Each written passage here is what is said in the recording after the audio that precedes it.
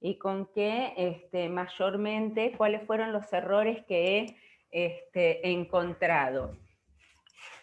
¿Por qué? Porque a esta altura del curso creo que nos quedan 3 clases. La clase que viene va a ser de prevención, más allá de que vamos a seguir trabajando con los casos, porque no le vamos a aflojar a los casos.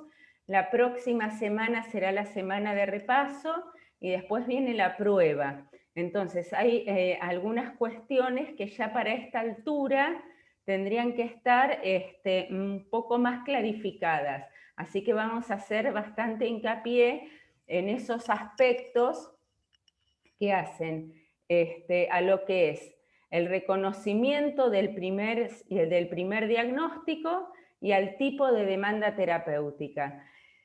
En general, en las primeras intervenciones han estado bien, ¿sí? Porque, bueno, muchas de esas intervenciones también depende de cómo trabaje el operador socioterapéutico. Así que puede haber algún error que puede ser por ahí grosero, pero después del tipo de intervenciones son todas más o menos aceptables teniendo en cuenta por ahí algunas particularidades. Pero sí lo que pienso que tenemos que reforzar es el tema de demanda terapéutica, ¿sí? Y de primer diagnóstico. Todos recibieron un mail, donde creo que todos han recibido un mail, donde les dice que he hecho un repaso de los casos y que todos tendrían que releer y afianzar un poco más sobre estos dos aspectos, ¿sí? No quiero hablar sobre los casos concretos A, B, C y D, porque todavía falta un intercambio. Entonces no voy a hablar concretamente sobre cómo se ha resuelto cada caso. Sí voy a hablar sobre algunas generalidades, ¿sí? Vamos a tener primeramente en cuenta que el equipo C y D, los que conformaron los casos C y D, ¿sí? Esta vez van a tener que resolver el caso B.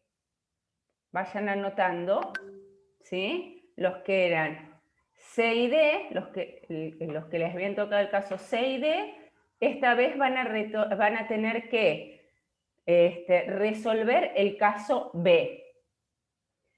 Y el equipo A y B va a tener que resolver el caso D. ¿Sí? ¿Quedó claro eso más o menos? Bien, porque no podemos seguir intercambiando de a uno porque no nos da el tiempo. Y lo que yo quiero es que todos hagan una resolución del caso B. Entonces, por eso los voy a asignar de esta forma. A ver, vamos a abrir el chat si alguien dice algo. Bien. Bueno, a ver, ¿qué es uno de los errores más frecuentes que he encontrado? La falla en el primer diagnóstico, ¿sí? Nosotros dijimos que cualquier persona capacitada en adicciones está en condiciones de realizar el primer diagnóstico. El primer diagnóstico consiste en reconocer si el paciente tiene un uso, un abuso o una dependencia. ¿Sí? ¿Hasta ahí sí? Bien. Cada uno de esos 3 estadios tiene características particulares, ¿sí? De cada uno de los estadios. Cada uno tiene características particulares, ¿sí?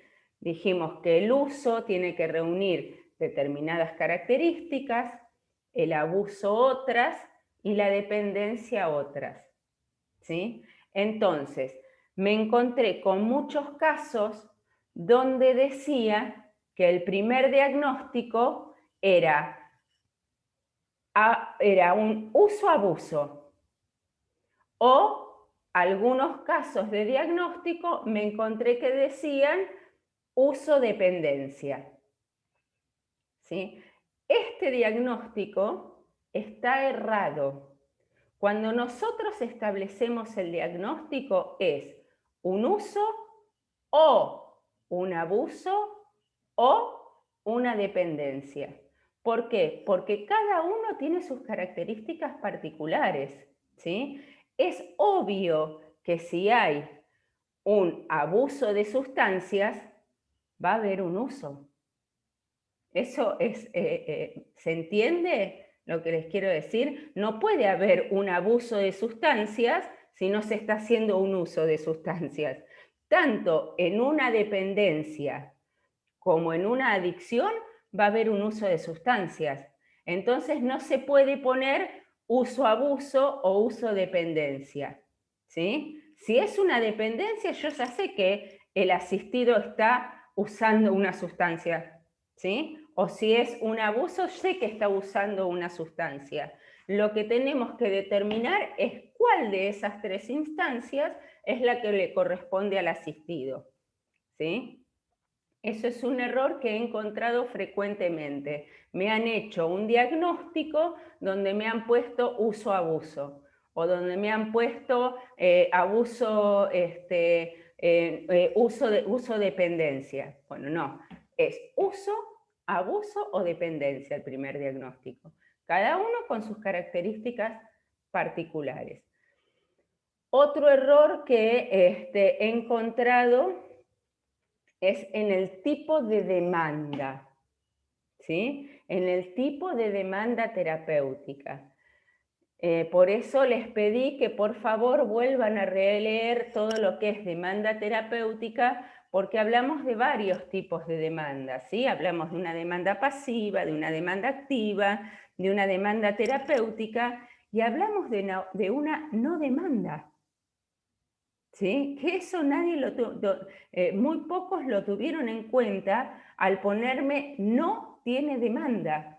Es decir, intentaron ubicar los casos dentro de alguno de los tipos de demanda, terapéutica, activa, pasiva, pero ninguno reparó en que puede llegar a ser que no exista ninguna demanda terapéutica, ¿sí?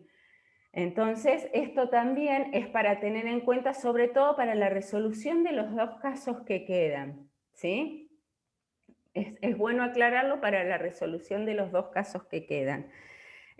Otra cuestión que me encontré mucho es que, a ver, si yo sabría que todos los integrantes de este curso estaban capacitados en futurología, les hubiese pedido que me digan el número de la lotería que iba a salir, ¿sí? Porque me encontré que muchos empezaron a hacer futurología y que leían los casos, ¿sí? Y que ya daban por sentado antes de que termine la entrevista y antes de que termine la etapa de evaluación que ese paciente era para internación.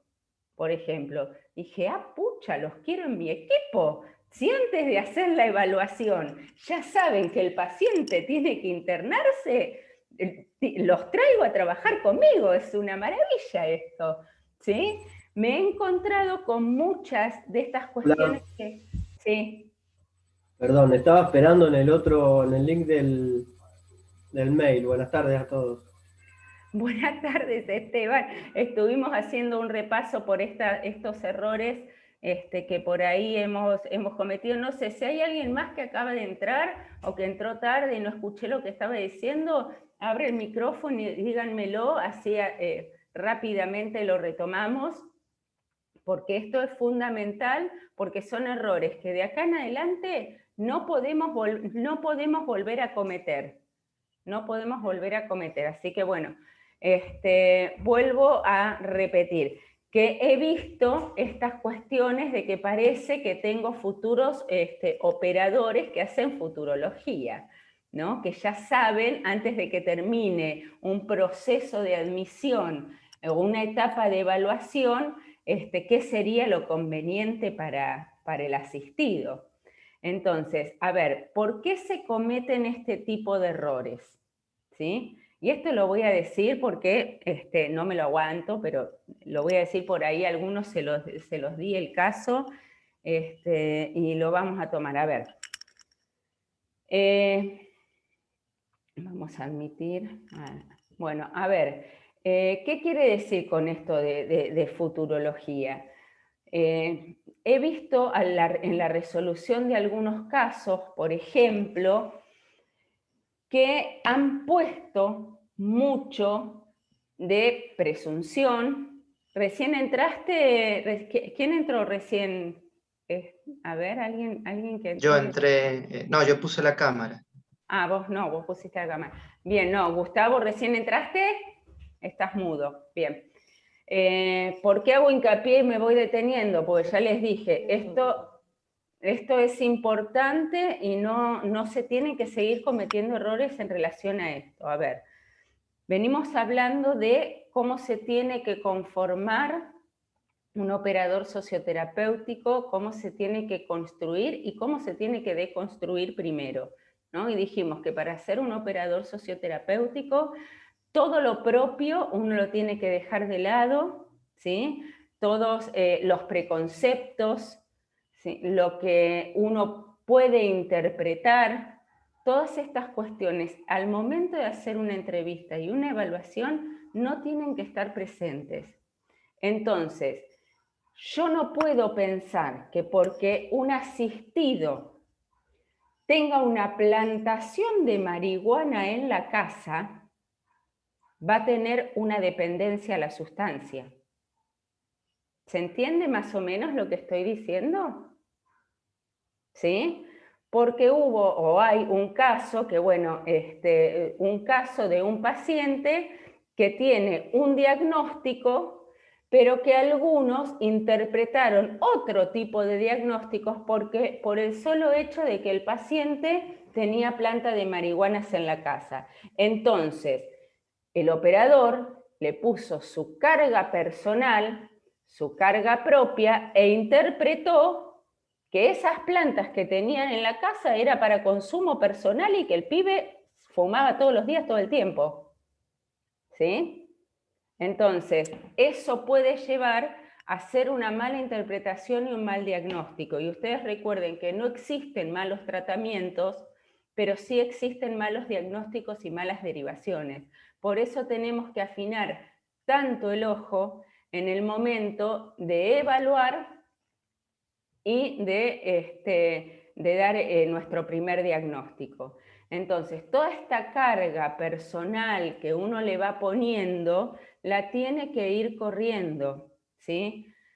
Para nosotros poder determinar, nosotros podemos intuir que el paciente nos está mintiendo.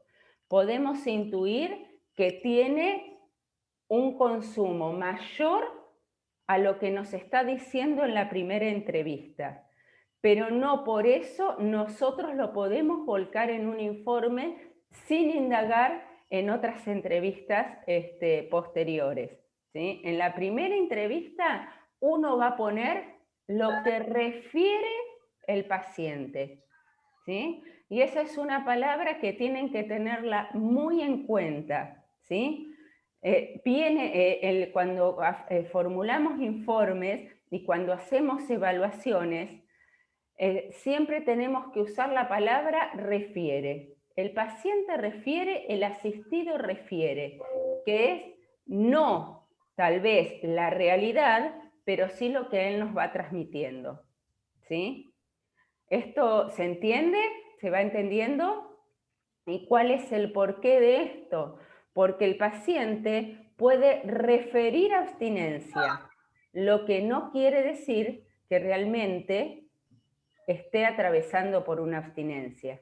Es lo que el paciente refiere, es lo que el paciente dice. Entonces, el paciente refiere un uso ocasional de sustancias, ¿sí? Y hasta que nosotros no comprobemos lo contrario, va a ser lo que el paciente refiere, ¿sí? No podemos presumir que hay un uso mayor, o si lo podemos presumir, vamos a indagar al respecto. Lo que no podemos hacer es volcarlo en el informe sin ningún tipo de sustento, ¿sí? Eso más o menos se entiende para el tema de los informes. Entonces, cuando uno va haciendo este tipo de informes, lo que tiene que hacer, estamos hablando del informe inicial. Es importante el informe inicial porque es el puntapié para hacer el plan terapéutico, que es lo que vamos a hablar ahora, ¿sí?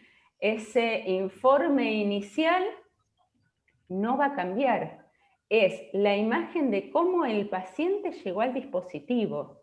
Eso no va a cambiar lo que es el informe inicial. Después sí podemos ir sumándole, depende lo que indaguemos en otro momento o en otra entrevista, sí le podemos ir sumando información o modificando el diagnóstico a través de las evoluciones que vamos a ir haciendo entrevista por entrevista. ¿Sí? ¿Se entiende más o menos? Bien, ¿quieren abrir los micrófonos y hacer alguna consulta al respecto? ¿Quién piensa que se ha equivocado? ¿Qué lo llevó a esa equivocación? Empezar a hacer, pregunten todo lo que consideren necesario como para poder aclarar los dos, o poder resolver los dos casos que tienen que resolver. Yo creo que cuando uno dice, digamos, el diagnóstico, ¿no es cierto? Por ahí a mí se me crea una confusión cuándo iría a una internación directamente o cuándo, digamos, no sé, estaría para un centro de día o, no sé, alguna terapia o no es no es una dependencia, o por ahí no hay una dependencia, pero hay otras características que hacen para una internación o una residencia, qué sé yo.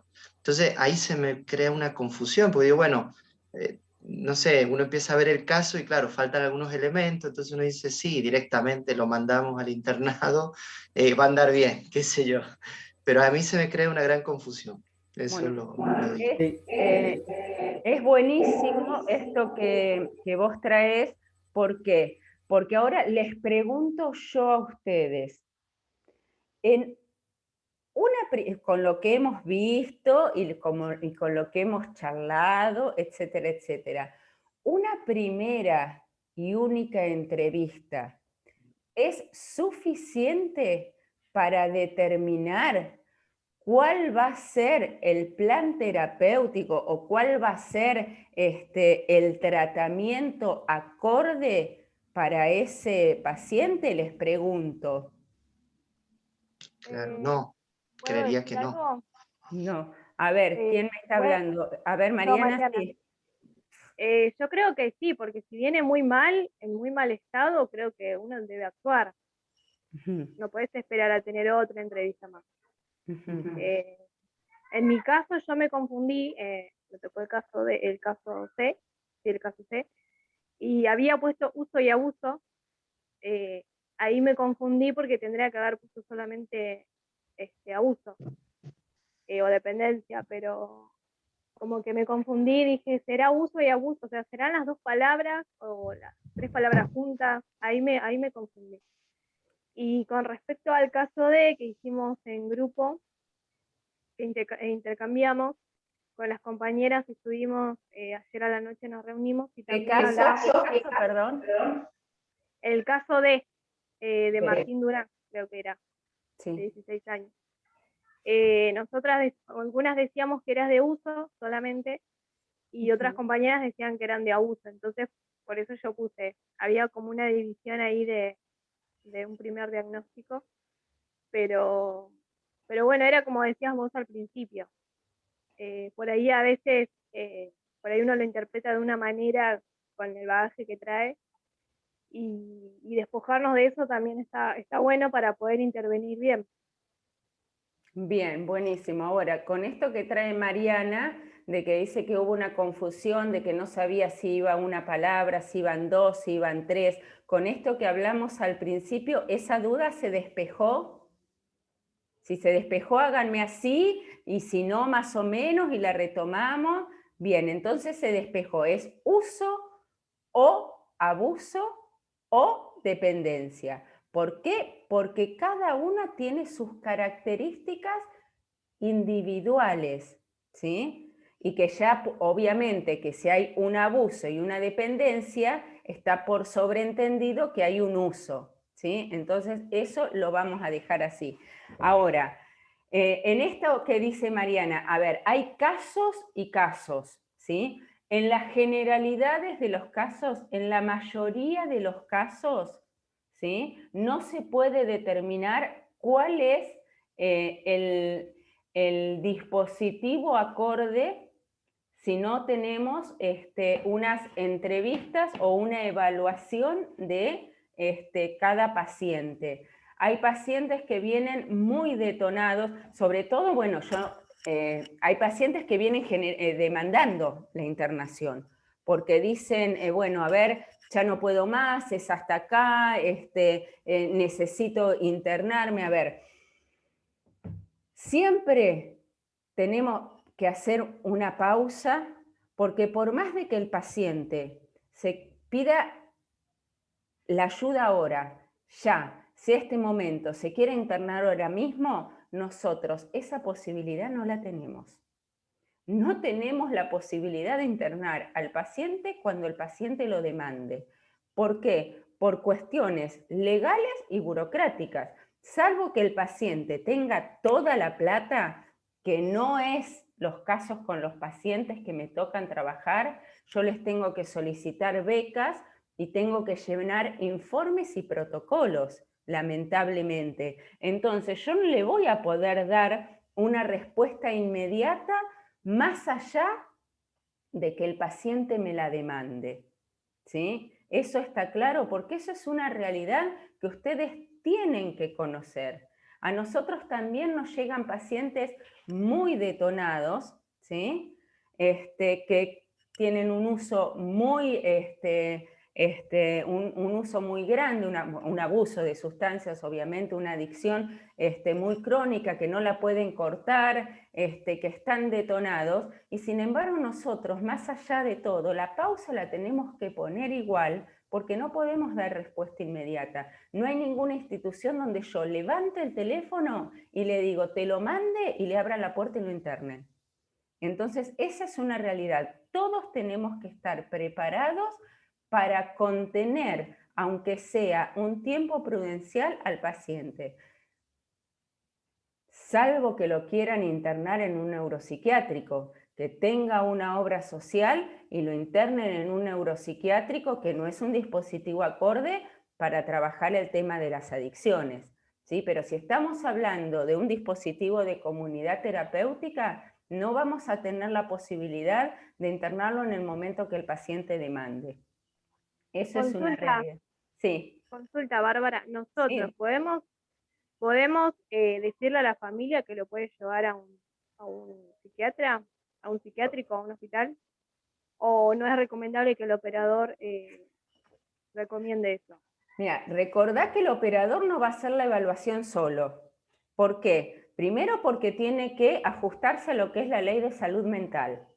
Entonces, ajustándose a lo que es la ley de salud mental, la evaluación tiene que ser interdisciplinaria. Tiene que participar un psicólogo y un operador, y si existe la posibilidad de un psiquiatra, también la posibilidad de que exista un psiquiatra. Obviamente, a mí me llega un paciente a mi espacio, ¿sí?, de operador. Yo, Bárbara, atiendo a Roberto y lo veo todos los martes. Y resulta que un martes el paciente yo lo veo en abstinencia o lo veo con algún signo que a mí me signifique que el paciente está brotado, obviamente yo le voy a decir a la familia que lo lleve a una guardia de salud mental, ¿sí?, a un hospital. Obviamente que lo voy a hacer. No se va a dar en la primera entrevista porque vos no vas a estar sola. Ahora, si vos en tu espacio notás alguna irregularidad y no tenés un psicólogo o una psiquiatra en ese momento que a vos te avale, sí podés aconsejarle a la familia que lo lleve a un dispositivo o de salud mental o a un hospital. Nosotros hemos recibido pacientes en consumo muy intoxicados que los hemos derivado al hospital para que lo puedan desintoxicar. Entonces lo internan, le ponen un suero, lo desintoxican y después vamos a ver si podemos hacer alguna intervención. Pero si el operador lo puede aconsejar, sí, obviamente que el operador lo puede aconsejar. Es más, si lo observa y no lo aconseja, es una falta de profesionalismo, ¿sí? Porque puede tener consecuencias nocivas, muy, muy nocivas. Bueno, estábamos hablando, por lo que preguntaba Rodrigo, que te confundías si en la primera entrevista vos decías si lo mando a internar, si no lo mando a internar, qué mando a hacer con este paciente. Yo nunca voy a poner en la primera entrevista si el paciente es para un dispositivo ambulatorio, si es para internación, o si es para otro dispositivo. ¿Por qué? Porque es la primera entrevista, el primer encuentro que yo tengo con el paciente. Y porque, por más de que el paciente tenga una dependencia, ¿sí? Una dependencia, yo tengo que ver y evaluar, porque tal vez el paciente tiene una dependencia, pero puede sostener en un ambulatorio. Entonces, si el paciente tiene una dependencia, pero puede sostener en un ambulatorio, porque tiene red, porque generó adherencia, ¿sí? Y respeta los espacios, y encima va corriendo la sustancia, más allá de que sufra una adicción, ¿por qué lo voy a mandar a internar? Uno manda a internar cuando el paciente no puede, cuando el paciente no puede solo, pero mandarlo a internar sin ni siquiera darle la posibilidad de intentarlo, no sé si es correcto, ¿sí? Sí, Esteban, me decías, a ver. Hola, buenas tardes a todos. Bueno, te escuchaba hablar de todo lo que decías y empecé a identificar en las cuestiones que desde lo personal me equivoqué, y quizá también desde lo grupal teníamos ahí como un lineamiento bastante similar. Con respecto a lo que hablabas al principio, del criterio en sí de internación, hoy lo hablábamos un poco y yo les mandé un audio a los chicos en el grupo, que hay un montón de quizá aristas que determinen ese criterio de internación y que por supuesto que en un primer encuentro no se encuentra.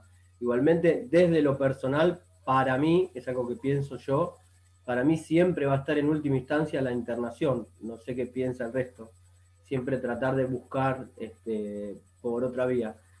Y esto que decías de los neuropsiquiátricos, particularmente Se cayó Esteban. positivo, ¿me escuchan? Sí, ahora sí. Saco la cámara como hace Gustavo, que no, ya la no. tiene. Sí, me parece que Gustavo, sí. saca enseguida la cámara para que se le escuche. Sí, porque te vas Bueno, cayendo, así que sacala. Ahí está. Ahí está. ¿Ahí me escuchan bien? Sí. Bueno, no, la verdad no. Ahí, hola, hola. Sí, dale, a ver. Ahí sí, bueno. Sí. Decía, acá me dice me sale en la compu que mi conexión es inestable. Bueno, como en todos lados a veces. Digo que en un momento trabajé en un dispositivo desde lo privado que tenía muchísimas derivaciones de neuropsiquiátrico y era a veces el mecanismo que no comparto y hoy no estoy por esa razón y un montón de otras en ese dispositivo, que después nos costaba muchísimo trabajar con esas personas que venían de un neuropsiquiátrico porque ingresaban simplemente ahí a trabajar una desintoxicación. Y lo que pasaba generalmente era que salían muchísimo más intoxicados con psicofármacos y no por ahí con la sustancia que utilizaban, pero costaba muchísimo volver a que se reacomoden y que vuelvan a estar limpios desde otro lado. No digo que no en ningún caso pueda servir, pero particularmente me han tocado varios casos muy difíciles después de agruparlos y de poder trabajar, teniendo en cuenta que este dispositivo, los que yo trabajaba eran solamente espacios grupales. Era muy difícil una persona recién salida, aunque la clínica decía que trabajábamos la reinserción, que estaban en la clínica y venían a los grupos. Pero era muy difícil para ellos y muy difícil para el otro que ya estaba mucho más aceitado el grupo, encontrarse con un pibe que estaba hasta a veces babeándose por tanta medicación que les dan dentro de las clínicas.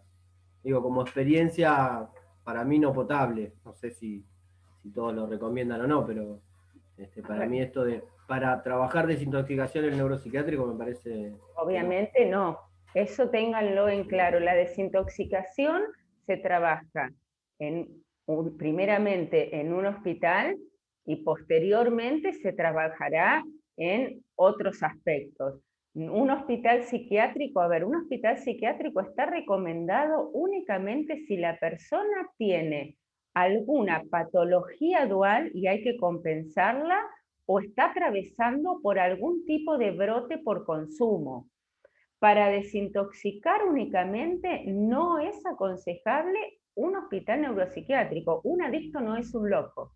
Rompamos con esa cuestión, porque como está dentro de la ley de salud mental, pareciera que un adicto termina siendo un loco, y un adicto no es un loco. Entonces, el lugar de un adicto no es un neuro, es un lugar especializado en problemáticas de consumo, ¿sí? Y esto que dice Esteban es real. Uno entra a desintoxicarse a un neuropsiquiátrico y le dan tanta medicación que después sale con otro consumo de sustancias, y para ir modificando esa medicación, para ir bajando esa medicación, se tiene que tener un tiempo.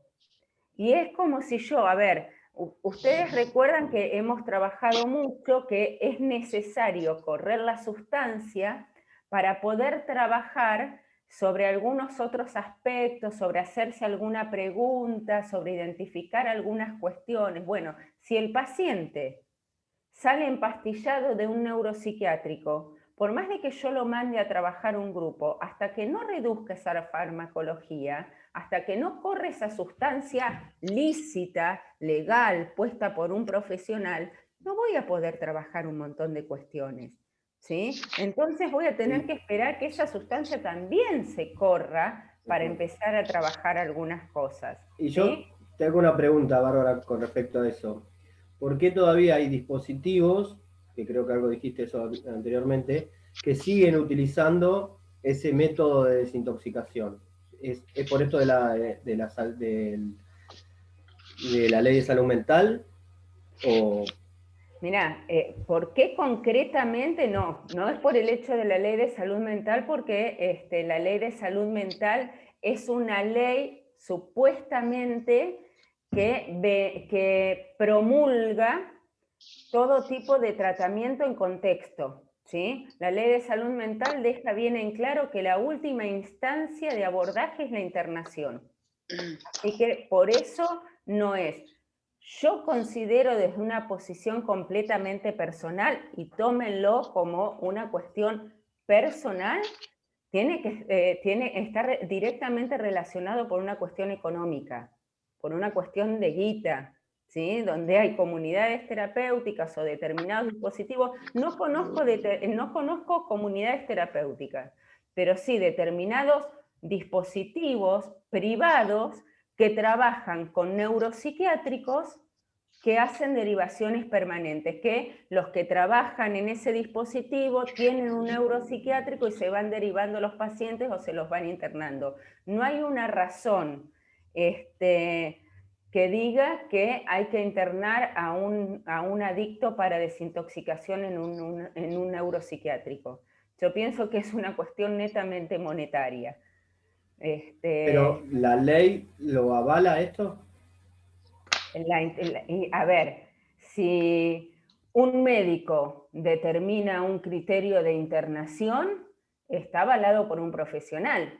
Es decir, ¿quién le va a discutir a un médico si el paciente tiene criterio de internación? Entonces, lo que avala la ley es que si un profesional dictamina que ese paciente tiene criterio de internación, pueda ser internado, ¿sí? Eso es completamente legal. Lo que es una falta de profesionalismo y de seriedad. Cada uno sabrá en el momento del debe y el haber qué es lo que ha hecho bien y qué es lo que ha hecho mal. ¿sí? Pero estas son cuestiones que son reales y que nosotros, nos guste o no nos guste, tenemos que manejar y tenemos que saber. A mí me encantaría vivir en un mundo ideal, como dice la canción de Disney, pero la realidad no es así. Entonces, bueno, tener en cuenta estas cosas es importante, ¿sí? Entonces, cuando yo hago una primera entrevista, no tengo que poner en esa primera entrevista, yo lo que les pedí es que determinen el primer diagnóstico, el tipo de demanda terapéutica y cuál sería la intervención acorde o más conveniente para llevar adelante. Lo ideal es hacerlo de medio, ¿sí? de corto plazo, mediano plazo y largo plazo. Yo a largo plazo no puedo saber qué va a pasar con ese paciente porque lo estoy evaluando.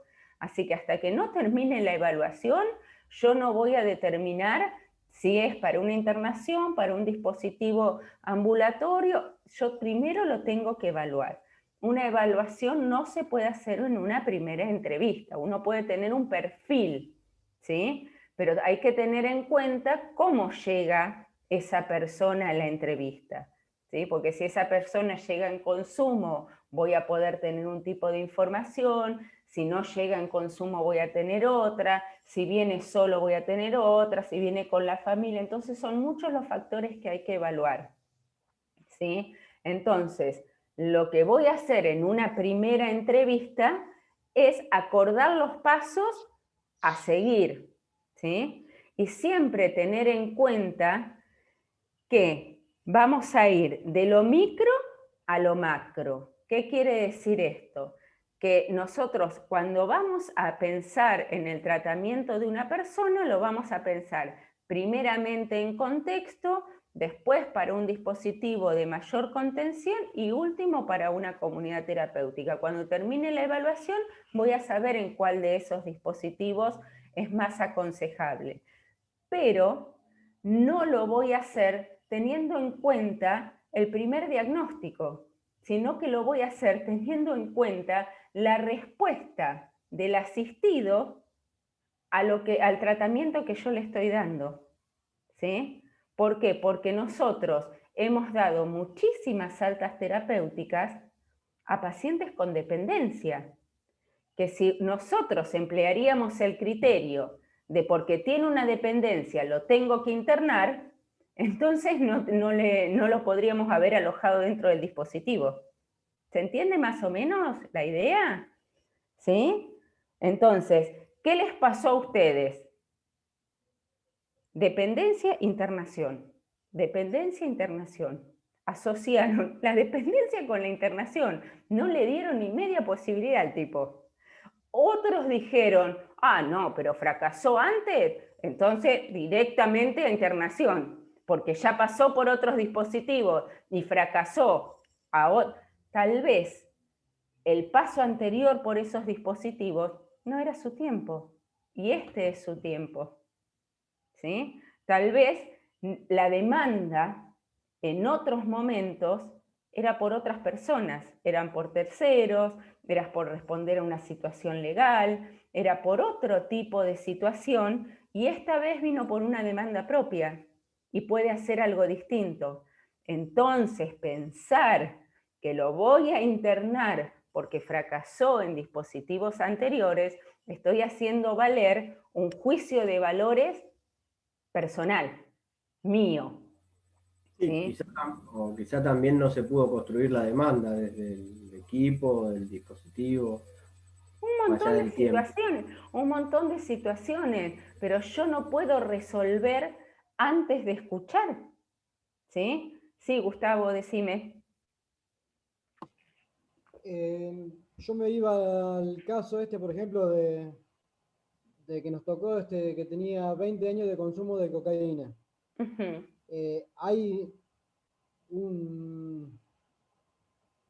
algún caso de que alguien de tanto tiempo de consumo haya salido adelante con un ambulatorio, por lo menos? Nosotros el 20, ¿cuándo es? ¿El 4 o el 27 le damos el alta a uno?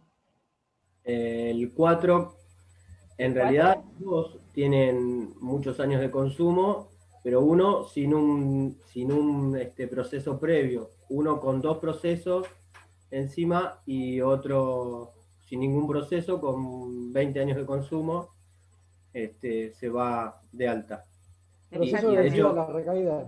sí, ¿Cómo? quiero decirte, Gustavo, que yo lamentablemente tuve más de 20 años de consumo y hice mi tratamiento en un hospital de día. Tuve un proceso de internación que fue trabajar con ciencia de enfermedad, que sí estuve ahí alojado, pero mi última etapa, que fueron entre 4 y 6 meses, fue yendo y viniendo. Y también estaba en una situación similar. ¿Qué quiere decir? Que lo También que vos me decís, a ver, tiene que ver es directamente proporcional los años de consumo con el tipo de tratamiento que le voy a dar, y no. Claro, yo relacionaba eso. No, ¿por qué? Porque en realidad tiene que ver con el recurso de la persona, con el momento y el recurso de la persona. Como te digo, nosotros el 27 y el 4 damos 2 altas terapéuticas. 2 altas terapéuticas a pacientes adictos, ¿sí? Que quiere decir con una adicción, un uso elevado de sustancias, cocainómano, de años, que han hecho todo su proceso terapéutico en ambulatorio, ¿sí? Obviamente reuniendo los requisitos necesarios para eso. Entonces, ¿qué tuvimos nosotros en cuenta para alojar a un adicto que podía llegar a tener criterio de internación? Porque uno sabe, a ver, uno viene, un adicto, el prejuicio, chicos, uno siempre lo tiene, tiene que trabajarlo, etcétera, etcétera. Pero uno va a una primera entrevista y te cae un cocainómano que ya hizo 2 procesos anteriores de 20 años de consumo, vos decís, para internación. Vos lo podés decir, lo podés pensar, lo que no podés hacer es volcarlo en un informe. Y lo que no podés hacer es la derivación antes de terminar el proceso, ¿sí? Entonces, cuando nosotros recibimos a estas 2 personas, nosotros también tenemos la idea de que tal vez en nuestro dispositivo no puedan, pero reunían determinadas características. ¿Qué características tenían? Que los 2 tenían demanda, ¿sí? Una demanda activa, no una demanda terapéutica, no una demanda terapéutica, esa la construimos, pero los 2 tenían una demanda activa, los 2 tenían red, ¿sí? Y los 2 sostuvieron durante todo el proceso de admisión los espacios terapéuticos y fueron acatando las pautas. Entonces, eso nos dio la pauta de que tal vez podían funcionar en un dispositivo ambulatorio. Entonces, no los derivamos y los tomamos nosotros dentro del dispositivo. Porque si nosotros vemos que vienen trabajando bien, no importa si sos un adicto o si tenés una adicción o si tenés un abuso o un uso. Si yo veo que tenés adherencia, que venís trabajando bien, que tenés red, más allá de todo tu proceso anterior, yo tengo que darte la posibilidad de que vos lo puedas hacer en contexto, ¿sí? Ustedes recuerden que de todos los procesos, el ambulatorio es uno de los más difíciles, porque hay que estar afuera, hay que estar conviviendo con el monstruo, hay que estar poniendo el límite, ¿entendés? Hay que estar diciendo no cuando uno no puede decir no todavía, ¿sí? Entonces, es mucho más difícil que una internación. Yo pienso que si la mayoría de los adictos supiera lo difícil que es hacer tratamiento en ambulatorio, todos se querrían internar. Porque es mucho más difícil hacer un proceso ambulatorio que otro tipo de procesos, que obviamente igual de difícil e igual de valioso, ¿no? Porque cualquier proceso que uno decida hacer en adicciones es loable. Ayer por primera vez miré el programa que yo soy fanática, pero no tengo mucho tiempo, la verdad lo miré grabado. Ayer miré el programa de Gastón Pauls con la entrevista que le hizo a Andrea Rincón, y a mí se me caían los mocos. Le digo, porque la verdad, a mí me súper conmueve que alguien que haya salido del infierno lo pueda contar, y lo pueda contar de esa forma. Me pareció hermoso el programa, y me pareció, bueno, que aparte lo voy a utilizar por ahí en algunos proyectos que haga, más allá de que yo soy reacia a hacer tratamientos o a brindar tratamientos a través del testimonio. No me gusta utilizar los testimonios para basar los tratamientos terapéuticos, ni basarme en experiencias no personales, porque bueno, yo no atravesé una situación de consumo, pero no me parece que uno tiene que trabajar desde el testimonio. ¿Sí? Tengo una pregunta con respecto a eso, porque yo sí entiendo, bueno, trabajamos ahí en el mismo dispositivo, y yo a veces sí soy autorreferencial con algunos pacientes que son grandes, por decirlo de alguna manera, porque sí me hace ruido esto de ser autorreferencial con un pibe de 14, 15 años, que diga, bueno, mira, este loco tomó o se drogó durante muchos años y qué bien que está ahora, entonces voy a hacerlo, después total me recupero. Pero sí lo soy a veces con pacientes mayores, digamos, o con gente que a veces quizá se me juega a lo personal o veo cuestiones que me identifico mucho con ellos. Mira, vos ¿Está pensás que bien, está mal? Para mí, a ver, uno puede tener algunas cuestiones autorreferenciales en general, ¿sí? Pero primero, te voy a marcar, lo primero que dijiste es una valoración tuya o un prejuicio tuyo pensar que un pibe de 14 años lo puede tomar así y uno de 30 no. ¿Entendés? Vos me dijiste, no le quiero decir a un pibe de 14 años que me drogué y salí, porque lo puede tomar como algo que, bueno, si se drogó y está bien, yo me puedo drogar y después voy a estar bien. ¿Por qué un pibe de 14 lo va a tomar de esa forma y uno de 30 no? Esa es una valoración personal que vos hiciste. Tal vez un hombre de 30 también piense A lo mismo, sí. Puedo tirar un par de años más y a los 40 me tiro a la recuperación y voy a estar bien, primero. Y segundo, que vos pensás en algo que hablamos desde el día 1, que es la singularidad del sujeto. Lo que fue bueno para vos, tal vez no sea bueno para otro. No, eso lo tengo bien claro, por supuesto. Y la experiencia que atravesaste vos, tal vez no sea la misma o buena para otro. Entonces, uno puede ser autorreferencial, no lo puede tener como una metodología de trabajo, no lo puede tener como una cuestión de yo trabajo desde este lugar, yo trabajo desde el testimonio, yo no soy partícipe de eso. Sí, Gustavo. Yo hice el tratamiento con internación, ¿no?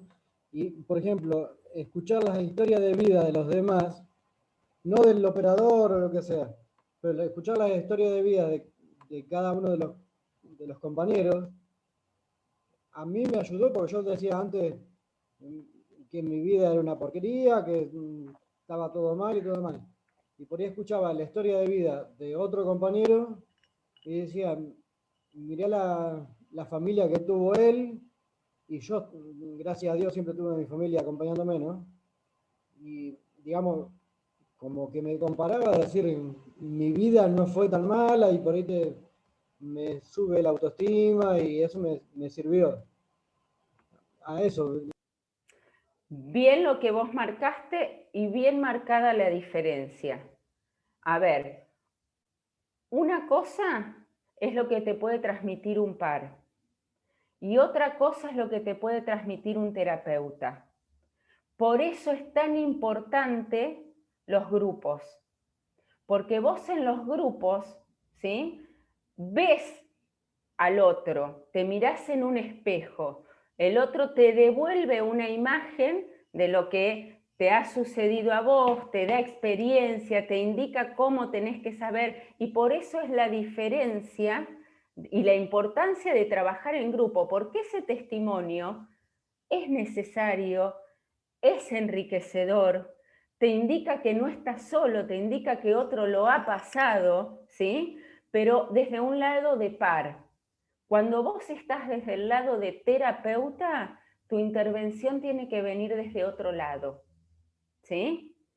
¿Por qué? Porque si nosotros vamos a pensar el testimonio como una forma de trabajo, yo hoy no estaría donde estoy, ni dando capacitaciones, ni como operador, ni dirigiendo un dispositivo en adicciones, porque yo no transité por una adicción, yo no transité por una dependencia, ¿sí?, ni por ninguna situación de consumo. Y es más, mi referente en la temática de las adicciones, alguien que yo realmente admiro muchísimo, con el que tengo una excelente relación, y es quien ha conformado la Mesa Nacional de Se cortó Adicciones. el audio, no te escucho.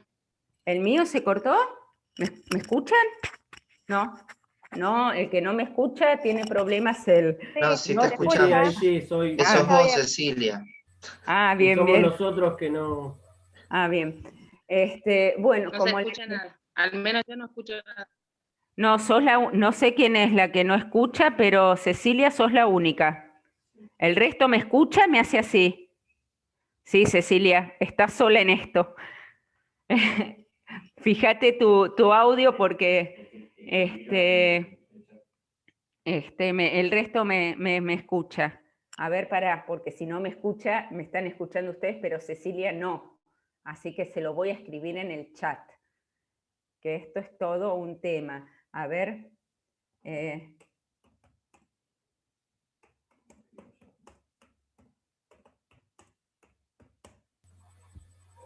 Bueno, por ahí para aclarar o agregar mientras vos escribís, es obviamente que no es algo que utilizo como herramienta a la hora de trabajar, pero a veces quizás sí desde este lugar como de motivación al otro, ¿no? Esto de que puedan ver de que sí se puede. Eso es lo que decía y preguntaba. No es una Bien. herramienta que utilizo permanentemente porque si no, no estaría demostrar- trabajando, Ya veo. no estaría trabajando con vos, obviamente, No. pero en Para algunos demostrar momentos que sí. sí se puede, Tal tenemos cual. el caso de todas las altas que damos. Sí, perfecto. ¿Sí? Trabajemos desde ese lugar. Y como les decía, mi principal referente, que es quien creó la Mesa Nacional de Adicciones y con quienes estamos trabajando para la creación de una ley de adicciones propia, es el ingeniero Jorge Ruiz. Creo que Jorge no fumó nunca ni un cigarro de tabaco, no es psicólogo, no es psiquiatra, es ingeniero y nunca atravesó por una situación de consumo.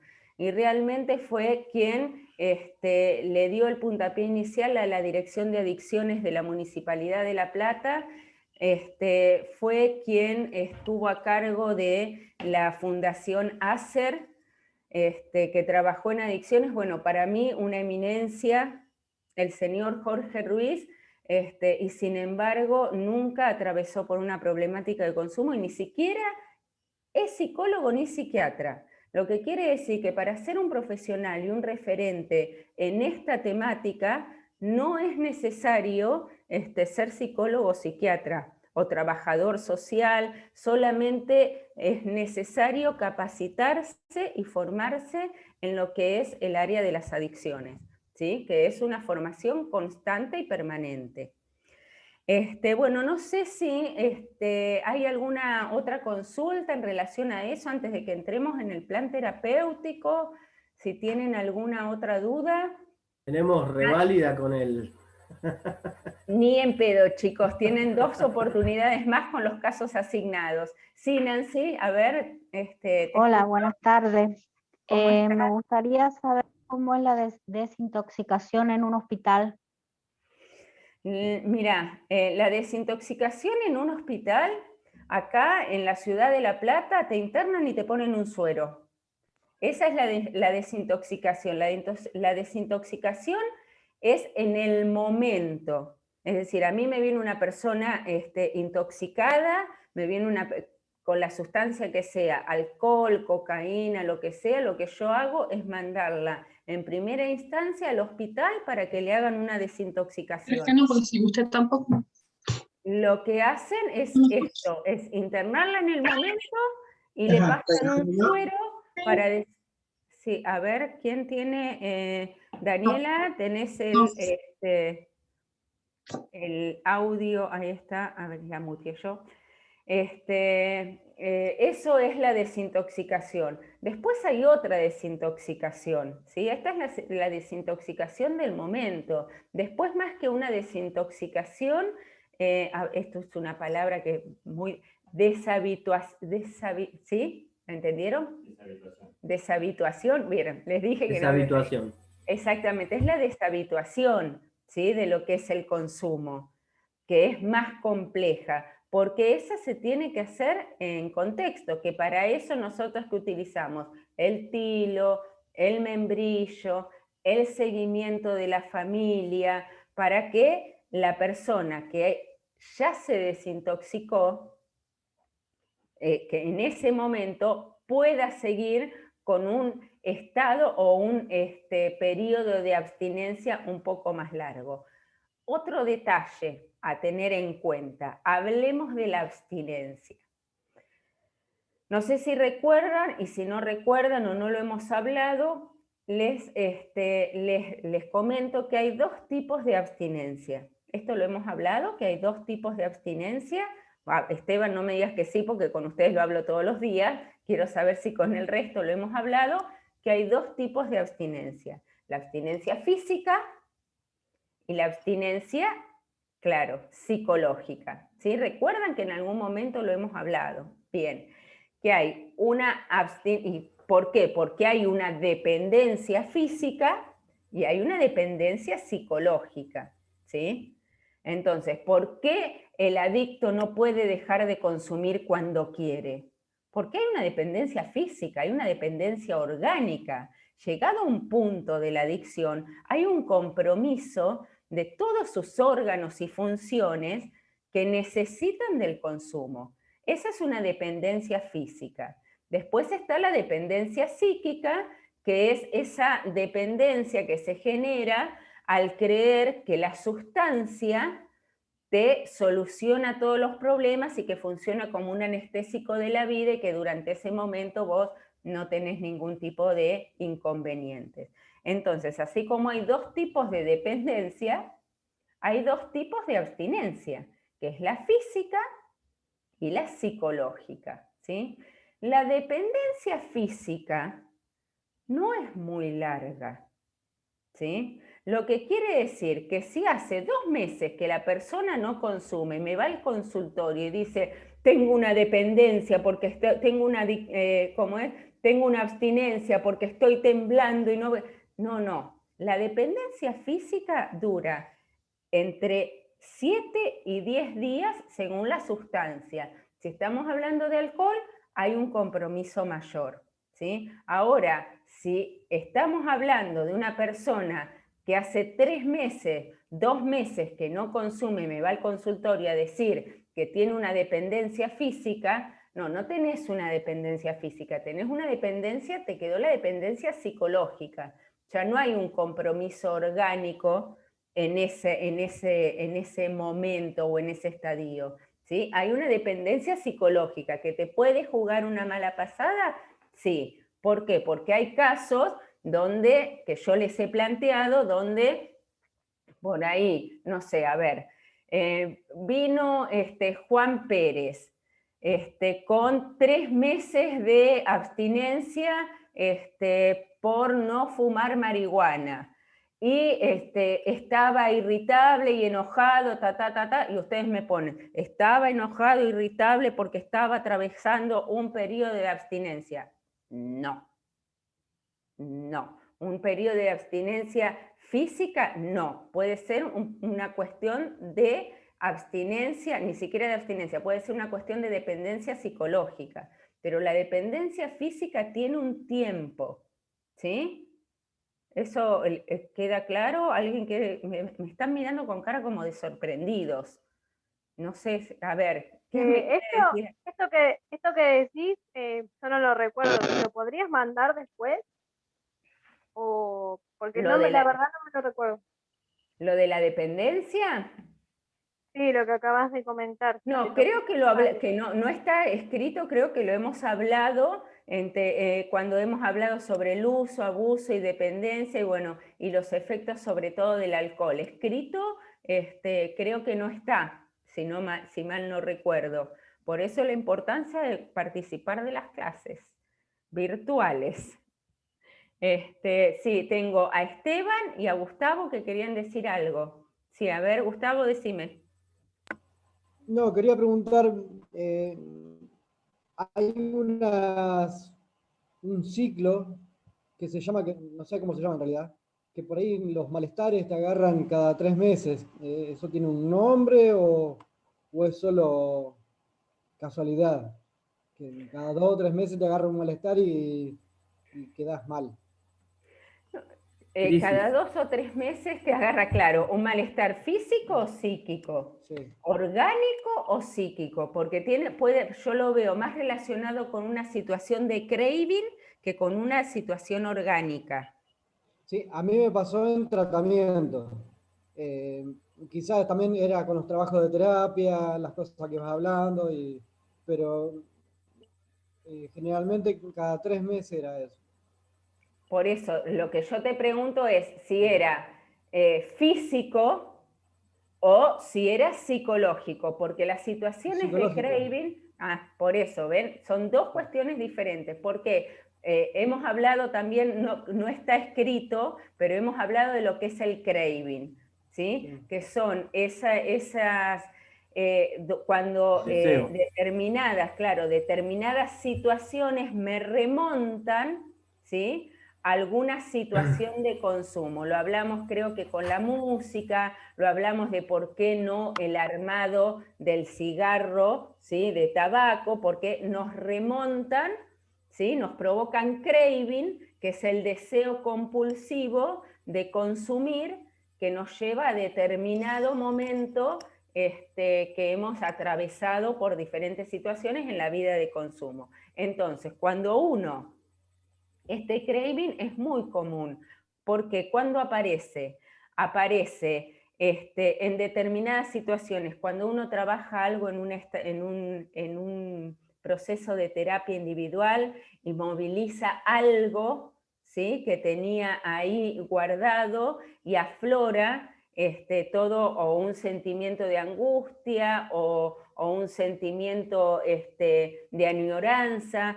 Puede aparecer por este sueño, este craving y malestar, puede aparecer por sueños de consumo, también puede generar ese estado de ansiedad, de angustia, de miedo que genera el hecho de remontarse a situaciones de consumo, ¿no? Porque, a ver, tener un sueño de consumo muchas veces a los pacientes que están en tratamiento o a las personas ya recuperadas, les hace preguntarse por qué, y los asusta, y los moviliza, ¿sí? En todas situaciones yo conozco gente recuperada que ha venido y me ha dicho, no sabes, tuve un sueño de consumo.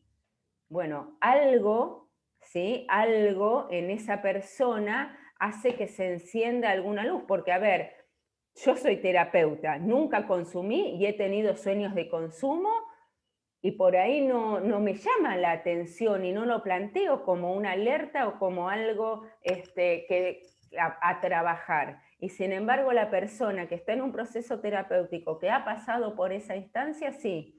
Entonces, hay diferentes situaciones que pueden provocar el craving, pero es diferente la abstinencia psicológica, que podés tardar a ver hasta años en modificarla, a lo que es pasar por una abstinencia física, ¿no? Por los síntomas de una abstinencia física. La abstinencia psicológica es la más difícil, o la dependencia psicológica es la más difícil a trabajar. la más difícil a trabajar, ¿sí? Bueno, ¿alguna otra consulta al Sí, respecto? yo quería agregarte algo. Puede que esto, porque esto que dijo Gustavo, yo también lo he sentido y lo he pasado en la institución donde yo estuve alojado, que tiene un lineamiento muy similar a donde él hizo el tratamiento. Y ellos hablaban de crisis, ¿no? A los 3, a los 6, a los 9, a los 12, cada 3 meses, y decían, estás en crisis. Después de haber terminado mi tratamiento y seguir trabajando desde una terapia individual, empecé a repreguntarme eso y a replantearme si era más una bajada de línea o algo propio de la institución, o tenía que ver con el craving, o tenía que ver con ciertas cuestiones que uno estaba trabajando desde lo personal, ¿no? Que por ahí te llevaban a eso, y nosotros literalmente decíamos, estoy en crisis, porque calcular los meses, ¿viste? Digo, puede que tenga que ver con una cuestión más desde la institución, que uno viene con el librito abajo del brazo con eso, y después hay otro tipo de abstinencia que es medio que yo lo determino de esa manera, lo llamo de esa manera, que yo hablo de la abstinencia social. También tiene que ver con esto de la deshabituación o del craving, porque mucha gente pareciera que tuviera más abstinencia, ¿no? O no puede sostener ciertas cuestiones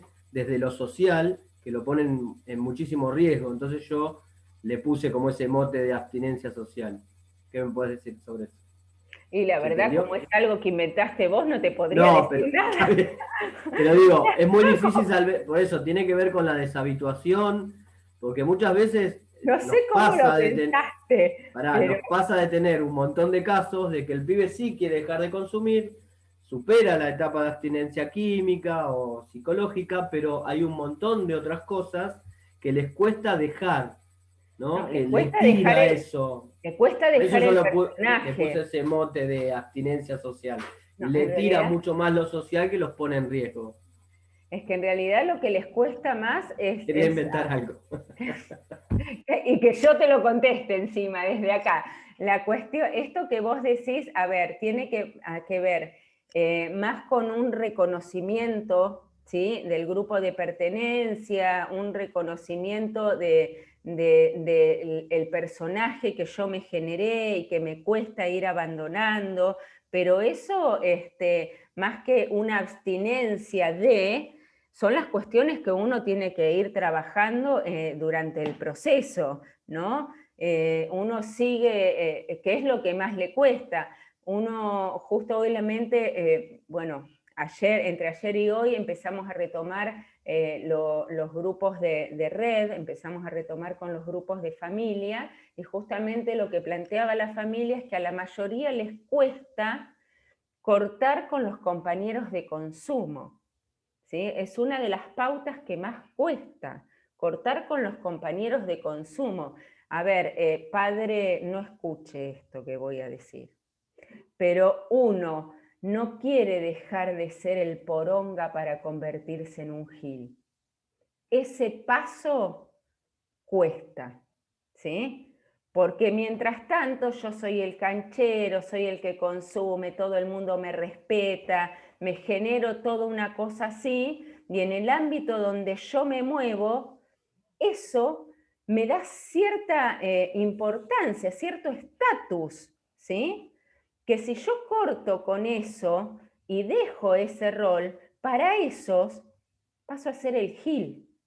Mirá el gil, mirá cómo está quebrado, mirá cómo se evangelizó, te dicen. ¿Entendés? Tiene más que ver con una cuestión de trabajar las convicciones y los cambios que con una cuestión de abstinencia, ¿sí? Entonces, abandonar el personaje y ese estatus y ese reconocimiento cuesta mucho. Vos, Esteban, adquiriste hace muy poco un libro, uno de mis libros preferidos, que es Aquí tienes tus drogas. Vos fíjate que después se los voy a mandar para que vean de qué se trata esto, el testimonio de una chica que le llaman Virulana, y que tiene mucho que ver con esto de lo que es ella estando en consumo y dentro de su grupo, y lo que es cuando quiere salir, cómo tuvo que buscar un lugar ahí para sublimar, porque si no pasaba de ser la chica piola del reconocimiento y de la fiesta a ser la gila del barrio, ¿no? Entonces creo que tiene que más que ver con eso. Y cuando uno, trabaja con los pacientes, tienen que intentar transmitirle estas cuestiones, transmitirle que tal vez el grupo de pertenencia en el que estaba no es el indicado, que hay otros lugares que ocupar, desde otro lado que ocuparlo, ¿sí? Tenemos que ir trabajando todas estas cuestiones que están muy ligadas a la autoestima, ¿sí? Porque en realidad hasta esas pequeñas cosas lo pueden hacer.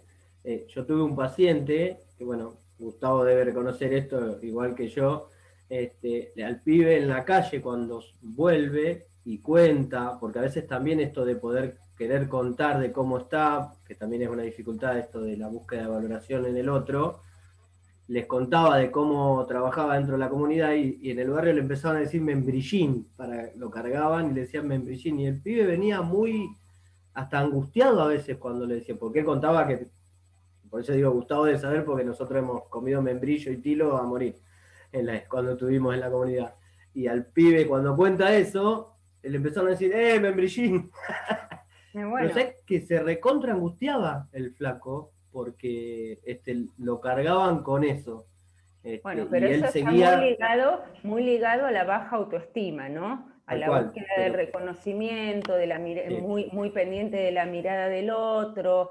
Bueno, que también nosotros lo tenemos que trabajar dentro de nuestro espacio. Acá alguien me pone, porque no veo quién, podés explicar lo del membrillo y el tilo. Ahí vamos a explicar lo del membrillo y el tilo. Analía, ¿fuiste vos que pusiste lo del membrillo y el tilo? Bien, ahí vamos a explicar lo del membrillo y el tilo. Gustavo, ¿querías decir Bárbara, algo? Sí. por ejemplo, bueno, todas estas cosas que por ahí ustedes hablan, yo nunca he consumido en mi vida ni siquiera un cigarrillo.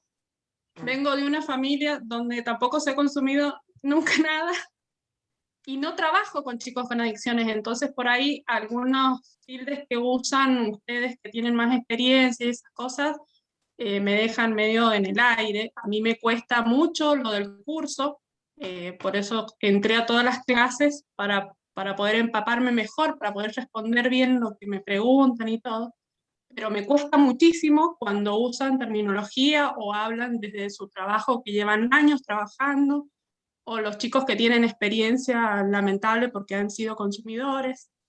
Para uno es un poco más difícil poder tomar la terminología y las cosas que ustedes por ahí usan cuando hablan de su trabajo, cuando uno no tiene la experiencia, digamos. Bueno, buenísimo, porque en realidad el objetivo de estos encuentros virtuales, ¿sí? Yo he hecho muchos cursos y he hecho muchos cursos en el extranjero, muchos cursos así por plataforma virtual, y nunca me han dado la posibilidad de tener una clase por Zoom o un encuentro por Zoom con los profesores y con el resto del equipo.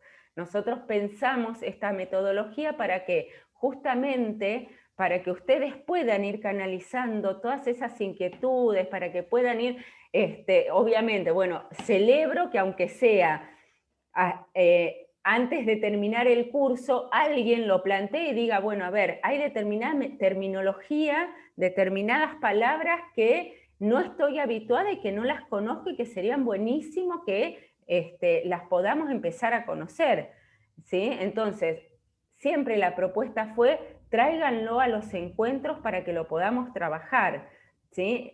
A ver, el membrillo y el tilo, nosotros lo utilizamos mucho en la abstinencia cuando pensamos que no es conveniente incluir la farmacología. El tilo es un sedante natural, ¿sí? Entonces nosotros tanto el tilo como el membrillo por la cantidad de azúcar metaboliza en el hígado y también baja los niveles de ansiedad por la cantidad de azúcar que sube en sangre, ¿sí? Entonces son dos cosas que nosotros utilizamos para trabajar la ansiedad y la abstinencia.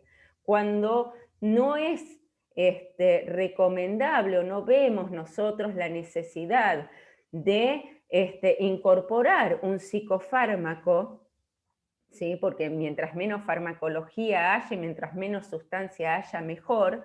Nosotros lo que aconsejamos es el uso del tilo y el membrillo. Obviamente yo también le mando valeriana a morir, pero ¿qué pasa con la valeriana? La valeriana se compra porque, a ver, si yo tengo que trabajar con el paciente únicamente, le digo que utilice tilo y membrillo. ¿Por qué? Porque el tilo lo compra en un saquito, compra una cajita de té de tilo y se hace un tecito de tilo, ¿sí? Y el membrillo. ¿Cómo le damos estas indicaciones? Cada vez que el paciente tenga ansiedad, ya puede ser que lo tome frío o lo tome caliente, ¿sí? En verano uno puede prepararse una botella de té de tilo, ¿sí? Y cuando sienta ansiedad, cuando sienta determinadas sensaciones, se manda el tilo para bajar.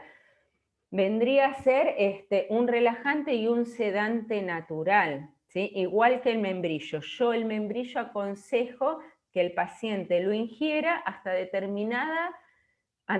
determinadas horas de la tarde, y que pasada las 5 o 6 de la tarde ya no lo coma, porque la cantidad de azúcar en sangre va a hacer que no pegue un ojo, ¿sí? Ustedes siempre tengan en cuenta que cuando uno se come un chocolate o ingiere azúcar o lo que sea a la noche, le cuesta más dormir porque sube el azúcar en sangre, entonces hace que uno se le dificulte dormir. Entonces yo lo recomiendo hasta las 5 o 6 de la tarde, posteriormente no.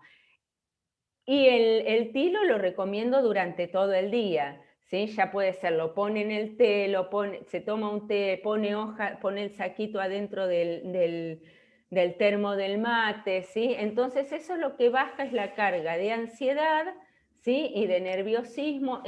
Son productos naturales que ayudan para el tema de la abstinencia.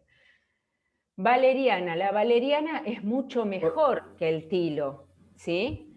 Pero ¿qué pasa? La valeriana se compra en yuyo y yo no quiero que manejen yuyo. No quiero darles nada que se parezca a la marihuana, no quiero despertarles craving. Entonces, ahí le podemos dar otra palabra a Analía, que es fisura. Claro, ¿entendés lo que Van a no fisurar. querés? Claro, fisurar se le dice cuando vos provocás, ¿sí? Provocás una acción por ahí que los despierte o que los lleve al craving, ¿sí? Entonces, yo no quiero que ellos manejen ningún tipo de hierba, ¿sí? O de yuyo en forma natural. Sí le puedo aconsejar a la familia, en la reunión de familia, que sea el familiar el que le prepare un té de valeriana, por ahí antes de irse a dormir, o un té de melisa. Son hierbas que actúan como un sedante y un calmante natural. Y eso evita que nosotros le demos un ribotril, un Valium, un clonazepam, un lo que sea, se utiliza para bajar los niveles de ansiedad, ¿sí? A la familia le puedo aconsejar que use hojas de valeriana u hojas de melisa. Al paciente siempre le voy a aconsejar el uso del té de tilo, ¿sí? Es mi metodología. Yo no le voy a dar un yuyo para generarle craving. ¿Podría agregar algo del tilo? Para que Gustavo está sí. levantando la mano y me quiere hacer una consulta. Decime, Gustavo. No, que hable Esteban si quiere, porque yo voy a volver a lo del tema de los compañeros de consumo. No, bien. simplemente esto del tilo es que a veces también utilizado en cantidades grandes sirve como diurético y los hace orinar y limpiar, quizá un poco más rápido. Y también es recomendado no usarlo a la noche porque se levantan a orinar y también no pueden conciliar el sueño. Sí, igual yo una taza de valeriana te la encajo antes de dormir seguro. No sé si seguro te la doy. Pero bueno, también sirve también para depurar el organismo, eso sí, como el agua. Si estás atravesando una situación de consumo y estás atravesando, como preguntó Nancy, cómo se hace una desintoxicación, la ingesta de agua sirve para ayudar a desintoxicar el organismo, ¿sí? Decime, Gustavo, que querías volver a los compañeros de Sí. consumo. Ahí cuando, bueno, para el individuo, digamos, que está haciendo el tratamiento o que está terminando, no solamente es la falta de valoración, sino también que ayudarlo a tener conciencia de enfermedad siempre presente.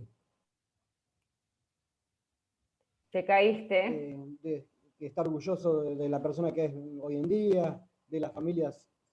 ¿Me Sí, escuchás? sí, más o De la menos. familia que tiene. Bueno, De la familia que tiene, de tener en claro lo que va a responder también, porque a veces no es solamente negar el saludo, porque puede ser contraproducente al compañero, al ex compañero de consumo. a ver, la idea no es ver un compañero de consumo y salir corriendo, ni Claro. convertirse en una persona hostil, ni convertirse en una persona de que lo cruzás en la calle y cruzás de vereda y no lo saludás. La cuestión es romper ese vínculo de consumo, ¿entendés? Puede pasar por la esquina y lo podés saludar, hola, ¿qué tal? Hola, ¿cómo estás? ¿Sí? La cuestión es no entablar ni un vínculo ni una conversación que te puede llevar a otro lado, ¿sí? Pero bueno, y esto que vos decías de potenciarle las actitudes positivas, acá Analía te mando otra, se llama lo que nosotros decimos meterle inflador, ¿no? Al paciente. Meterle inflador al paciente quiere decir recalcarle todas las cosas positivas y las cosas que gana, trabajar sobre los aspectos positivos de los cambios que ha logrado, lo que puede generar en su vida. Cuando un paciente va bien y va haciendo las cosas bien, el que se encarga, el operador se encarga de meterle inflador, es lo que nosotros decimos. Resaltar todos los aspectos positivos y trabajar sobre todos los aspectos positivos. Hacerlo sentir empoderado, hacerlo sentir orgulloso, que pueda visualizar los avances que a veces él no los puede visualizar. Bueno, nosotros tenemos que mandarle inflador, ¿sí? Para que se vayan ayornando con algunas terminologías que utilizamos nosotros dentro del dispositivo. ¿Alguna otra consulta? Yo quisiera decirle una cosita más a Analía, y no, mamá pensaba que iba a ser mudo, pero no ocurrió eso, y vamos a dejar hablar a otro. Que escuchando a ella, teniendo en cuenta que en algún momento habló parte de su historia, nos contó algo de su historia, eso habla de que sos una persona y una gran resiliente.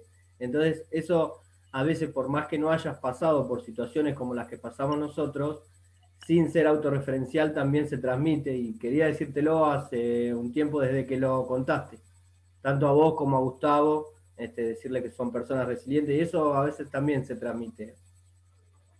Te está metiendo inflador. Sí, te estoy empoderando, Analía. Te está metiendo inflador, pero la realidad es que, a ver, todos los que trabajamos en esto hay algo que nos ha convocado en su momento, ¿no? No sé, misionar para algunos, ¿sí? Que yo le decía, bueno, Agustina es misionera, y me decía, no, no es misionera de San Juan, no, cuando uno, misionar es desde otro lado, ¿no? El tema de ser un misionero, de trabajar, de algo nos ha convocado, ¿sí? Nuestra historia de vida, un montón de situaciones nos ha convocado hoy a constituir esta grupalidad y trabajar para otros. Eso es, a ver, cada vez que yo doy un curso, cada vez que alguien se anota, cada vez que alguien se acerca, no sé, agranda un poquitito más mi encogido corazón, ¿no? Es un aliciente encontrarme con gente que comparte el mismo sentir en ayudar a otros, ¿no? O en devolver un poquito lo que uno ha recibido, o por lo menos haberse roto, pero poder seguir estando de pie. Eso es importante, ¿no? Porque creo que muchos de nosotros nos hemos roto, pero estamos acá viendo cómo podemos ayudar a otros, y eso es buenísimo.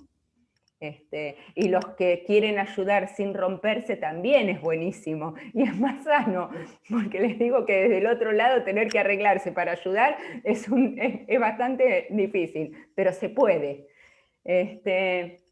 Bueno, a ver, ¿quieren hablar un poquito? Bueno, ustedes tienen una tarea, ¿sí? Que es ahora armar. Cada uno tiene que armar, a ver para que se entienda, cada uno tiene que armar un informe inicial. Lo va a inventar cada uno. Ahí cada uno va a poner todo esto que aprendió, ¿sí? Va a inventar un informe inicial con la edad que quiera, con la demanda que quiera, con la zaraza que quiera, y va a poner ahí todo lo que aprendió. Ese es el informe inicial. Con ese informe inicial se las hago re sencilla, chicos, porque les podría haber dado el informe yo y que ustedes armen el plan terapéutico, pero no, ustedes van Bárbara, a poder... Sí, yo, sí, viste que Mariana. te mandé, viste que yo te pregunté y pensé que era con el informe inicial que nos habías dado. Pero te Yo hice con ese, contesté claro. que Yo no era entendí que con era ese. con ese, claro. Pues, Ya lo no, había hecho. no es con ese, es decir, vos tenés, ¿por qué? Porque yo quiero, ¿qué quiero ver con esto de que armen el informe inicial ustedes? Que creo que esto te lo puse en el mensaje. ¿Qué quiero ver con esto que armen el informe ustedes? Primero, la redacción, muchachos, ¿sí? Nos vamos a sentar a redactar lo mejor que podamos, ¿sí? La redacción, el uso de la terminología, el esto de el paciente refiere. Miren que, a ver, se los estoy poniendo en conocimiento, porque se los dije al principio de la clase. El paciente hace 2 años que tiene abstinencia, o hace 2 años que no consume. No, no. El paciente refiere no consumir desde hace 2 años. No, el paciente no consume desde hace 2 años. Entonces, que ustedes armen el informe me va a dar la pauta, ¿sí?, de cómo pueden redactar, si pueden implementar el uso de la terminología que hemos estado utilizando, cómo emplearla. Por otro lado, me va a dar la pauta, según lo que vayan escribiendo, yo tengo que pensar, bueno, a ver, de este informe que estoy leyendo, yo intuyo que el que hizo el informe indagó sobre tal cuestión, sobre tal otra, sobre tal otra. ¿Se entiende lo que quiero decir? Si no se entiende, pregunten ahora. Por ejemplo, si ustedes me hacen un informe inicial donde no me ponen nada de la familia, yo voy a pensar que el que hizo la entrevista no le preguntó nada de la familia. ¿Sí? Entonces, todas esas preguntas iniciales que uno tiene que hacer, ¿se acuerdan? Vayamos atrás a las primeras clases. Todas esas preguntas iniciales de cuál es tu sustancia de preferencia, cada cuánto consumís, con quién, usarás, asasasa. Si de eso no se da cuenta en el informe, quiere decir que el entrevistador de eso no preguntó nada. Entonces, no es lo mismo que yo les dé un informe a que ustedes me hagan un informe y yo vaya pescando a ver qué supuestamente ustedes preguntaron. Lo voy a saber con las respuestas que haya. ¿Se entiende? ¿O es muy difícil? Pregunten ahora, vamos. Hagan así, si entendieron. Con diagnóstico, todo, Bárbara. Completo. Yo les mandé una copia de un informe inicial, ¿sí? Esta semana recibieron, más allá de los casos que recibieron son informes iniciales, yo esta semana le mandé una copia de un informe inicial. En este informe inicial lo que dice es el primer diagnóstico, la demanda terapéutica, el primer paso a seguir, ¿sí? que es lo que se aconseja para la primera instancia de tratamiento. Bueno, así me lo tienen que hacer. De ese informe inicial que ustedes mismos me han hecho, lo que vamos a armar es un plan terapéutico. ¿Sí? ¿Qué es el plan terapéutico? A ver,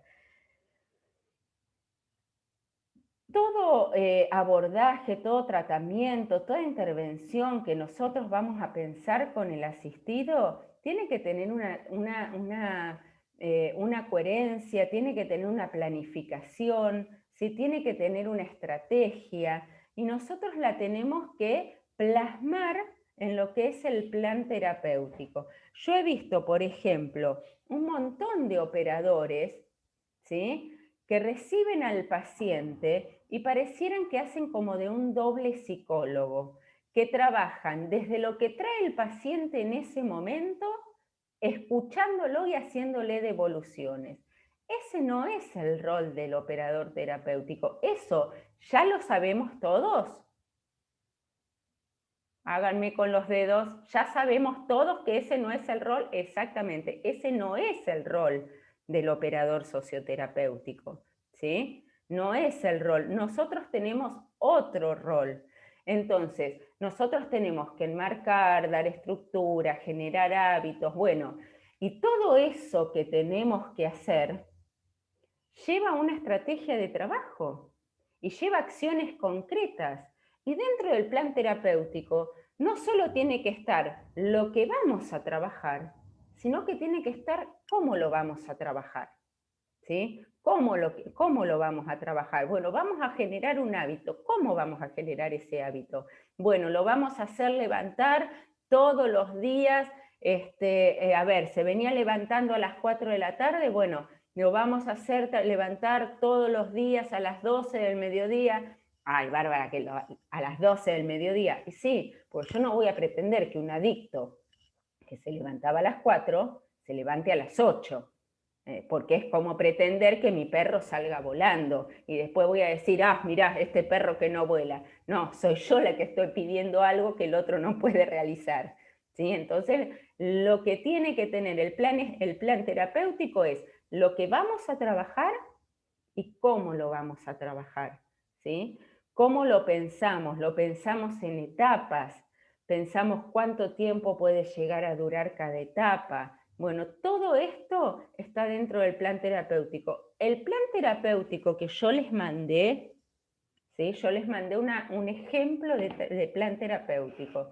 El plan terapéutico que yo les mandé es de un paciente que fue mío, que en primer término llegó al dispositivo con una adicción terrible, en cual se evaluó y se le dio criterio de internación, así que estuvo internado 1 año y 1 mes en comunidad terapéutica, y cuando finalizó su proceso en comunidad terapéutica, volvió al dispositivo para trabajar prevención de recaídas, ¿sí? Entonces, ese plan terapéutico que yo les mandé es para un paciente para trabajar prevención de recaídas.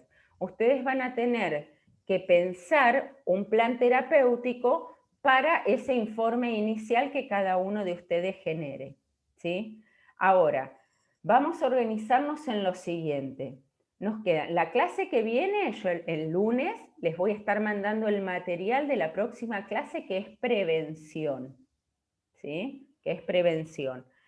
Más allá de que trabajemos prevención, para el próximo encuentro, esto del plan, tienen que, a ver, organícense, operadores, organícense. Tienen que mandar, obviamente, la resolución del caso que les quedó, que se les rotó ahora, en forma personal y grupal, ¿sí? Ya dijimos que CD tiene que hacer el caso B y AB tiene que hacer el caso D, ¿sí? Tienen que mandar esa resolución y tienen que mandar el plan terapéutico con el informe inicial.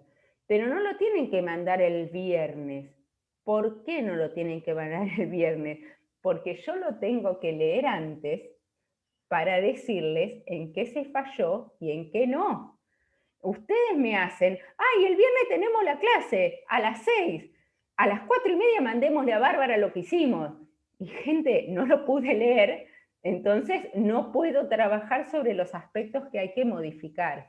Entonces, todo esto para la clase del próximo viernes tiene que estar resuelto, ¿sí? preferentemente para lo que es, si es miércoles o jueves, mejor, ¿sí? Para que yo pueda dedicarle un tiempo de lectura y de corrección.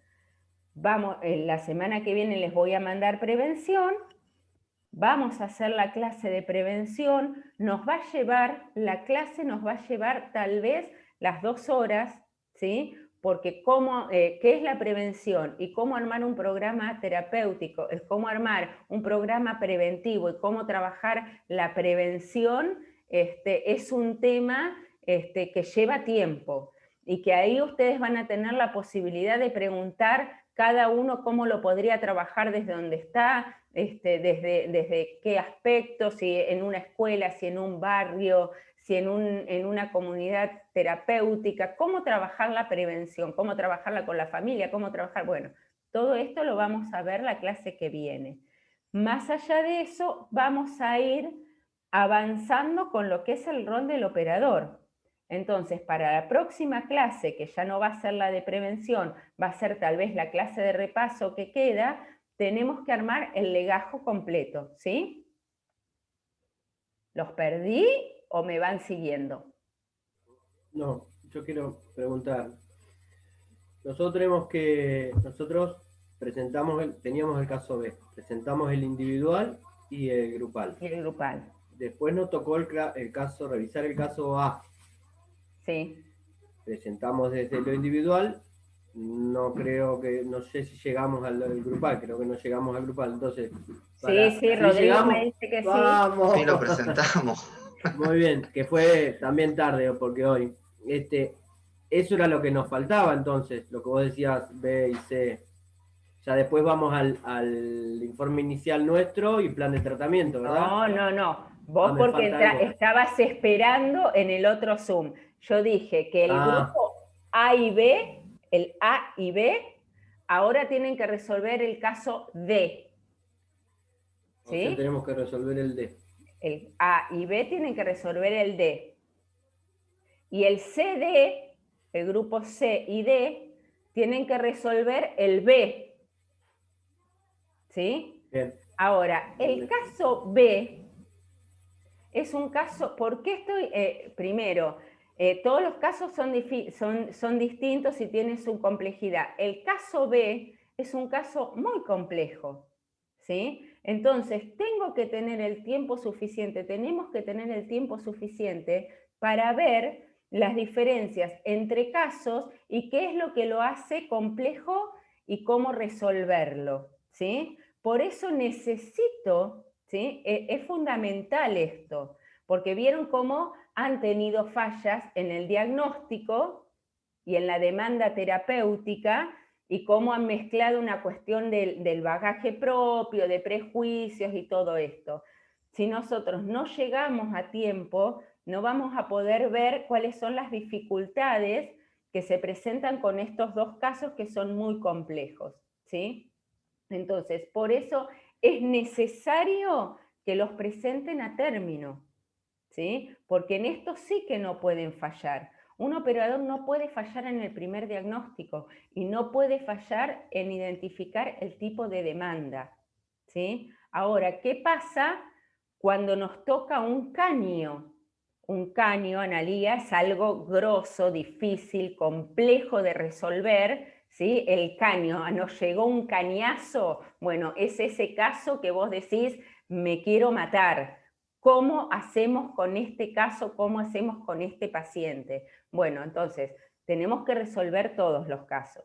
Entonces, para la semana que viene ya tienen que estar todos los casos resueltos, el informe inicial y tiene que estar el plan terapéutico. Eso tiene que estar para la semana que viene. Por eso no les estoy mandando guías y no estoy haciendo que lean el material, hacerle las guías evaluativas, no para que ustedes dilaten el cuerpo y se relajen, sino para que le pongan un poco más de garra, tiempo y energía a esta parte que es la más dificultosa.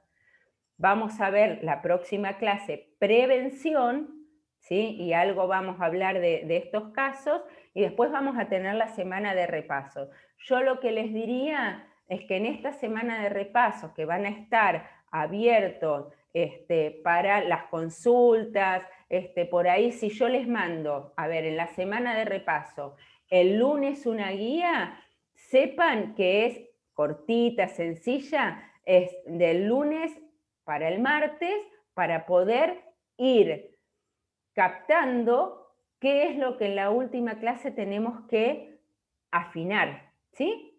¿Se entiende más o menos?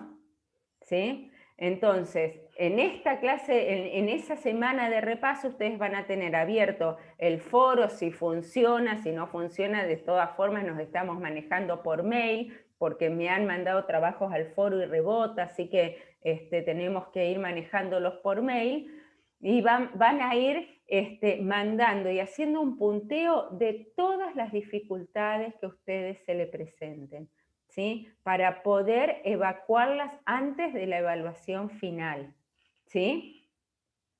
La evaluación final va a ser una evaluación que lo vamos a hacer, van a recibir la guía, va a ser una guía extensa, ¿sí? Porque es un examen final, así que va a ser una guía extensa, con un caso también, adjuntado un caso donde ustedes van a tener que contestar el tipo de demanda terapéutica, el tipo de diagnóstico y cuál sería la intervención cercana, ¿sí?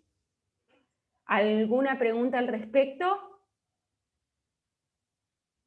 ¿No? Bien. ¿Alguna dificultad que se les presente? No.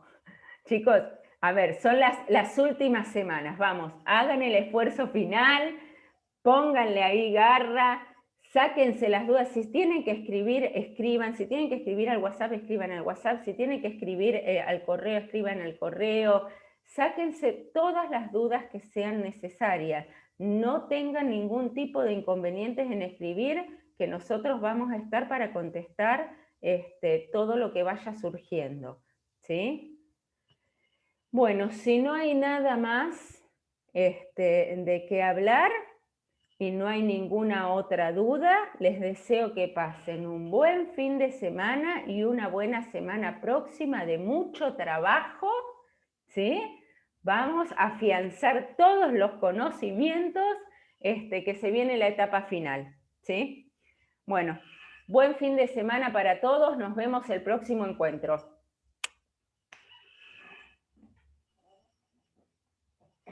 Muchas gracias. Chao. No, nos de vemos. nada, adiós. Gracias, hasta luego. Adiós. Chao.